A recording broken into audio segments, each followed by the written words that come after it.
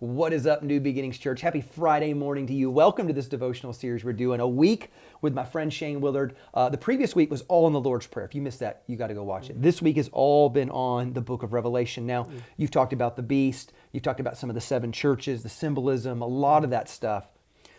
One of the favorite parts that I think about when I read the book of Revelation is when you get near to the end, to Revelation 19 and 20, there are some real images, it seems like, of heaven, or what really he says, a new heaven and a new earth and the new Jerusalem descending. Correct. Can you unpack that idea of maybe some of the end of the book of Revelation? Yeah, so Jesus said this thing that is a bit confronting.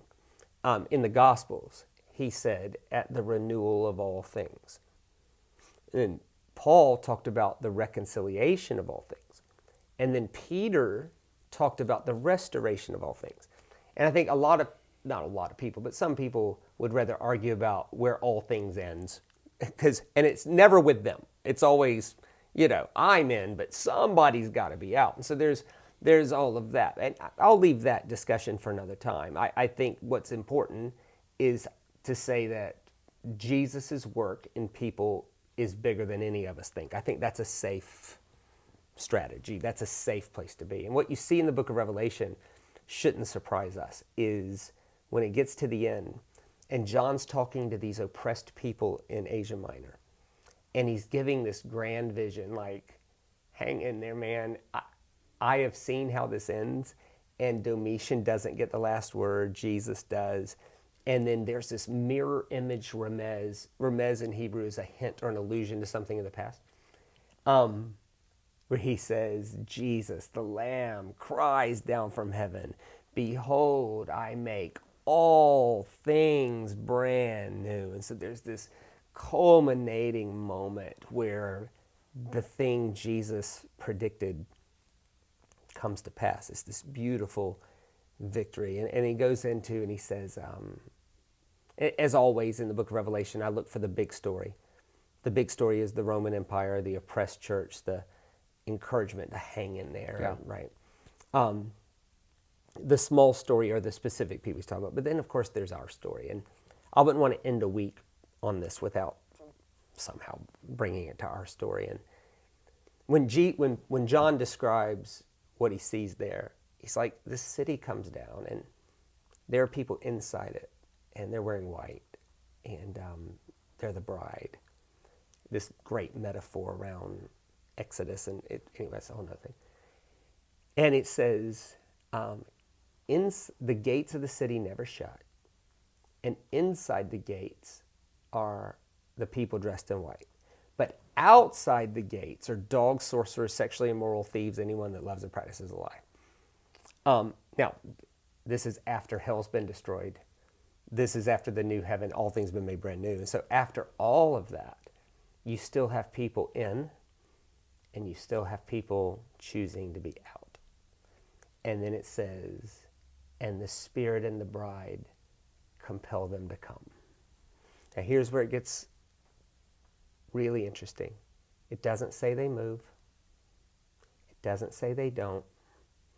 It just says, and I think purposely so, don't add or subtract from this. Like literally, it's that, and then don't add or subtract from this, or I'll get you grace and peace. Copyright 1977 NIV. I mean, like, it's that. And I think that's so Jesus, hey, to leave the story with a question. The Spirit and the bride are calling. What are you going to do about it? Today. Because what you never want to do is grow deaf to the call of God. Because if you grow deaf to God nudging you, there might be a day he's screaming, please come in, and you can't hear him. And there's this massive dynamic of every day. Part of the renewal of all things is me being renewed day by day. And that is just simply surrendering every time, every day, in every way. Every time God nudges me, we say yes. And the book of Revelation ends with this beautiful invitation. In or out, the gates are never shut. In or out, God's ways. And I would say that to anybody watching this, that if you feel like you're too far out, that the gates have been shut for you, the gates are never shut. Yeah, her gates shall never be shut. Right. God is still standing there with an open arm and an open hand, consenting in love to you. The question is, will you mutually consent? Will you say yes back? And I would urge you to do that. Amazing. So when we think about the big picture now, we've spent 5 days talking about the book of Revelation. We're saying it's a call to worship. It's a call to hope. It's a call to not buy into Rome and that system and to oppression, but to actually freedom. Yeah. And it begins and ends in the same place, exalting Christ, exalting Christ. I mean, that's the chiastic structure. Right. You know? And so it's a beautiful picture of Christ being at work even in the most horrendous oppression, working to renew all things.